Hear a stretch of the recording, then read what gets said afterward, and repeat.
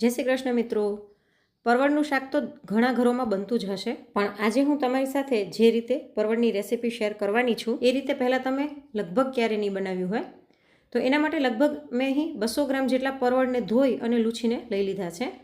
હવે આપણે એનો ઉપર અને નીચેનો ડીટીયાનો ભાગ કટ કરી અને આને ખમણવાનું છે। આપણે આને બહુ જાડી અને એકદમ ઝીણી ખમણીથી નથી ખમણવાનું, મીડિયમ જે ખમણી આવે છે એનાથી આપણે આને ખમણીશું।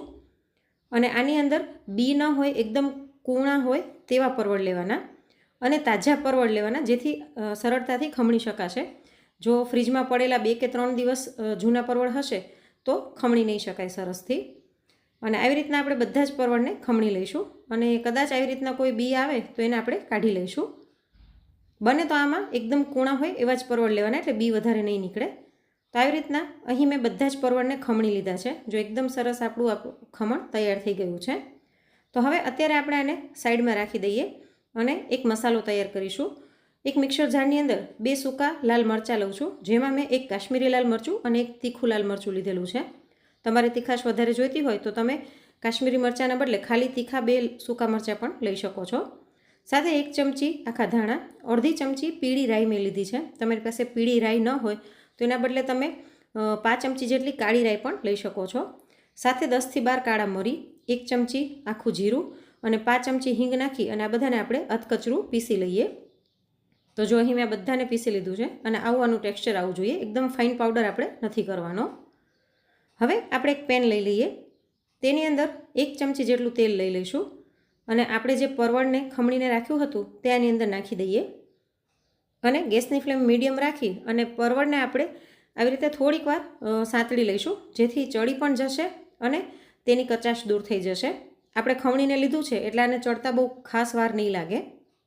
સાથે આપણે આની અંદર સ્વાદ પ્રમાણે મીઠું પણ નાખી દઈએ, જેથી જલ્દીથી ચડી જાય અને આને આપણે વચ્ચે વચ્ચે આવી રીતના હલાવતા રહીશું। આની પહેલાં પણ મેં તમારી સાથે પરવળના શાકની રેસીપી શેર કરેલી છે, જેની લિંક હું તમને નીચે ડિસ્ક્રિપ્શન બોક્સમાં આપી દઈશ। તો જો થોડીક જ વારમાં પરવળનું મોઇસ્ચર લગભગ ખતમ થઈ ગયું છે અને પરવળ આપણા ચડી ગયા છે। આપણે 90% જેટલા જ કૂક કરવાના છે। તો હવે આપણે આને એક પ્લેટમાં કાઢી લઈએ અને ફરીવાર આ જ પેનની અંદર આપણે 2 ચમચી તેલ ફરીવાર લઈ લઈશું અને ગેસની ફ્લેમ આપણે સ્લો રાખી અને આપણે મસાલો જે ગ્રાઇન્ડ કર્યો હતો તે બધો જ આની અંદર એડ કરી દઈએ, કેમ કે આ મસાલાની અંદર રાઈ, ધાણા, જીરું બધું જ છે, હિંગ, એટલે આપણે અલગથી વઘારમાં જીરું કે રાઈ નાખવાની જરૂર નહીં પડે। ખાલી આ મસાલો નાખી અને સ્લો ફ્લેમ પર સહેજ આ મસાલાને સાંતળી લઈશું, જેથી બધાની કચાશ દૂર થઈ જાય અને એકદમ સરસ આની સુગંધ આવશે। મસાલા બળી ન જાય તેનું ખાસ ધ્યાન રાખવાનું। સહેજ સાંતળ્યા પછી હવે એની અંદર ઝીણી સુધારેલી ડુંગળી એડ કરી દઈએ। તો એક મીડિયમ સાઇઝની ડુંગળીને મેં ઝીણી સુધારીને લઈ લીધી છે। ડુંગળીને પણ આપણે એની કચાશ દૂર થાય ત્યાં સુધી સ્લો ફ્લેમ પર થોડીક વાર માટે સાંતળી લઈશું। તો આપણી ડુંગળી સંતળાઈ ગઈ છે। હવે આની અંદર આપણે આદુ અને લસણની પેસ્ટ નાખી દઈએ, જેમાં મેં 6-7 લસણની કળી અને એક નાનો આદુનો ટુકડો લઈને ખાંડી લીધું હતું। તો આને પણ આપણે સહેજ સાંતળી લઈશું, જેથી લસણની એકદમ સરસ સુગંધ આવશે અને તેની કચાશ દૂર થઈ જાય। તો લસણ આદુની પેસ્ટ સંતળાઈ ગઈ છે। હવે આની અંદર આપણે બટેટું નાખી દઈએ। તો એક મોટું બટેટું મેં આવી રીતના પાતળી સ્લાઇસમાં સુધારીને લીધું છે, એટલે બટેટાને ચડતા વાર ન લાગે। તો આને બરાબર મિક્સ કરી અને આની અંદર આપણે મીઠું નાખી દઈએ। આપણે પરવળમાં તો મીઠું નાખ્યું જ હતું, એટલે ખાલી બટેટાના ભાગ પૂરતું જ આપણે મીઠું એડ કરીશું અને આને ફરીવાર બરાબર મિક્સ કરી લઈએ।